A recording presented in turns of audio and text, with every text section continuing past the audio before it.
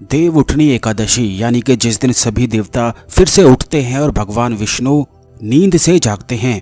यह दिन दुर्भाग्य खत्म करने के लिए सबसे ज्यादा उत्तम और खास माना जाता है, खास करके उन लोगों के लिए जिनके जीवन में काफी लंबे समय से दुर्भाग्य चल रहा है और वह हमेशा ही अपने आप को किसी न किसी कार्य में, किसी न किसी संकट में फंसा हुआ ही पाते हैं। तो इस दिन के लिए कुछ ऐसे बड़े ही ज्यादा खास उपाय किए जाते हैं जिनको करने से जीवन का दुर्भाग्य तो खत्म हो ही जाता है, बल्कि घर में चल रहे सभी संकट भी समाप्त होते हैं। खास करके अगर आपका व्यापार नहीं चलता है या फिर कहीं से भी धन आने के मार्ग नहीं खुल पाते हैं, तो आपको देव उठनी एकादशी के दिन इस महाप्रयोग को जरूर ही करना चाहिए। इसी प्रयोग से धन के सभी मार्ग तो खुल ही जाते हैं, बल्कि माता लक्ष्मी की भी खास और विशेष कृपाएं प्राप्त होती हैं। इस प्रयोग को, इस टोटके को किस प्रकार से करना है, इसकी विधि आप सही से जान लें। आपको बता दें कि भगवान श्री कृष्ण ने तुलसी के पौधे को लक्ष्मी स्वरूपा बताया है और इस टोटके में तुलसी के पौधे पर ही आपको एक मुट्ठी चावल के साथ इस टोटके को करना है। इस प्रयोग को, इस टोटके को जो कोई भी कर लेता है उसकी बिना मांगे ही सभी इच्छाएं पूरी होने लगती हैं और हर तरफ से धन के द्वार भी खुलते हैं। तो दोस्तों, इस टोटके को करने के लिए सबसे पहले आपका जो घर का मुखिया है उसके सीधे हाथ की मुट्ठी के बराबर आपको चावल ले लेने हैं। इस बात का ध्यान रखें कि ऐसे चावल आपको नहीं लेने हैं जो टूटे हुए या आधे होते हैं। आपको पूर्ण रूप से पूरे वाले चावल ही लेने हैं और इन चावल में थोड़ी सी हल्दी और कुमकुम मिलाकर इन्हें बिल्कुल रंग देना है। इस टोटके को खासकर कि कोई भी घर का व्यक्ति कर सकता है, लेकिन चावल बिल्कुल घर के मुखिया की मुट्ठी के बराबर ही होने चाहिए। अगर आपके मन में कोई भी इच्छा है तो आप उसको बोलते हुए ये सभी प्रयोग को कर सकते हैं। यानी कि जैसे ही आप चावल को रंगेंगे तो चावल को रंगते समय आपको अपनी इच्छा को बोलते जाना है। इस बात का ध्यान रखें कि बहुत सारी इच्छाएं आपको नहीं बोलनी है, केवल एक ही इच्छा के लिए इस प्रयोग को, इस टोटके को करना है। और अगर आप देव उठनी एकादशी के दिन व्रत रखते हुए भी इस प्रयोग को करते हैं तो काफ़ी ज़्यादा अच्छे लाभ इससे मिलते हैं। नहीं तो बहुत सारे लोगों के साथ ऐसी समस्या रहती है कि वे व्रत नहीं रख पाते हैं, तो बिना व्रत रखे भी इस प्रयोग को किया जा सकता है। लेकिन आप ये प्रयोग जरूर कर लें कि तुलसी के पौधे की 108 परिक्रमा करना जरूरी है। बहुत सारे लोग परिक्रमा करना भी नहीं जानते हैं, तो उनको बता दें कि उनको सिर्फ क्लॉकवाइज डायरेक्शन में ही, यानी कि जिस दिशा में घड़ी घूमती है उसी डायरेक्शन में तुलसी के पौधे की परिक्रमा करनी होती है। और शुरू करने से पहले आपको एक निशान बना देना चाहिए और उसी निशान से शुरू करके उसी निशान पर 108 परिक्रमा करने के बाद खत्म करना चाहिए। निशान बनाना इसीलिए जरूरी है जिससे पूर्ण रूप से परिक्रमा हो सके।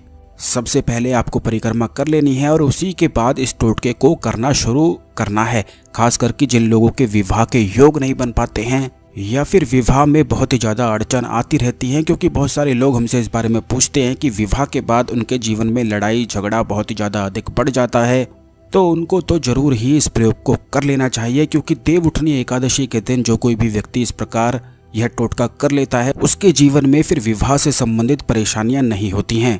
इसी उपाय से शुक्र ग्रह अच्छा हो जाता है और जल्दी विवाह के योग भी बन जाते हैं। यानी कि पूरी तरह से किस्मत को बलवान बनाने वाला यह उपाय है। तो आपको इतना करना है कि चावल लेने के बाद इस बात का ध्यान आपको ये रखना है कि अगर आप धन की परेशानी के लिए कर रहे हैं, जैसे कि अगर आपके घर में बहुत ही ज़्यादा तंगी धन की होती रहती है, तो आपको घर के मुखिया की मुट्ठी के बराबर चावल लेने हैं। और अगर आप इसे शादी, विवाह और अपने लिए करना चाहते हैं तो फिर आपको अपनी मुट्ठी के ही बराबर चावल लेने हैं। इस उपाय को कोई भी कर सकता है, पुरुष भी महिलाएं भी सभी कर सकते हैं। चावल को हल्दी और कुमकुम से रंग लेने के बाद आपको इन चावल को किसी भी सफ़ेद रुमाल में, सफ़ेद कपड़े में बांधकर तुलसी के पौधे के साथ इसे बांध देना है। इस बात का ध्यान रखें कि जैसे आप इसे किसी कपड़े में बांधेंगे तो उसी कपड़े को तुलसी के पौधे में, तुलसी की टहनी के साथ इस रुमाल को, इस पोटली को बांधा जा सकता है। अगर आपकी तुलसी ज़्यादा बड़ी है तो आप इसे ऊपर की ओर बांध सकते हैं। अगर आपकी तुलसी छोटी है, तुलसी का पौधा छोटा है, तो आप ज़मीन पर रखते हुए भी तुलसी के साथ इस पोटली को बांध सकते हैं। जब आप यह सभी चीज़ें करेंगे तो अगर आप अपनी इच्छाओं के लिए कर रहे हैं तो यह सभी कार्य करते हुए अपनी इच्छाओं को बोलना नहीं है, मन ही मन केवल दोहराते जाना है। और अगर आप धन की परेशानी के लिए कर रहे हैं तो आपको ऐसे ही करना है, लेकिन उसके साथ एक सिक्का भी कोई भी धन स्वरूप बांध देना है। बस इतना करने से ही अगली एकादशी तक आपको इस पोटली को तुलसी के पौधे के साथ बंधे रहने देना है और रोजाना अगली एकादशी तक तुलसी के पौधे को जल चढ़ाना है।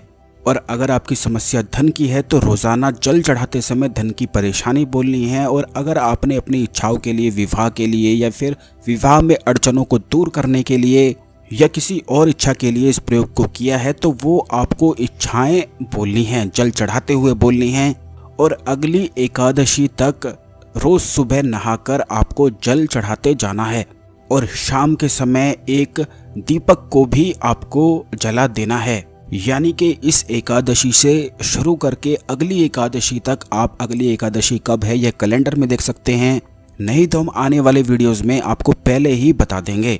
बस अगली एकादशी तक इसी तरह से इस संपूर्ण टोटके को प्रयोग को कर लेना है। ये बड़ा ही ज्यादा अचूक और दिव्य प्रयोग है, खास करके देव उठनी एकादशी के दिन ही किया जाता है।